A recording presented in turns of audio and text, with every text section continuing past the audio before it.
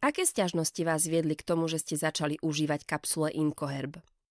No pretože som si všimla, že keď som povolila kohútik, musela som ísť hneď na toaletu. Stalo sa to niekoľkokrát a musela som v noci častejšie vstávať a potom som išla k urológovi a ten mi predpísal tabletky.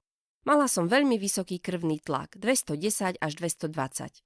Potom prišla moja vnúčka a vtedy povedala: babka, nájdeme iný liek. A tak sme vás našli na internete s tabletkou na inkontinenciu. Odvtedy ju užívam a je to oveľa lepšie. V noci sa teraz budím len raz a to ešte len za svítania, zvyčajne okolo 4 alebo 4:30. Takže sa cítim oveľa lepšie a nezvyšuje mi to krvný tlak. Je to úplne vhodné. Dcéra sa so mnou tiež háda. Mami, mali by sme piť viac vody. Píme vodu.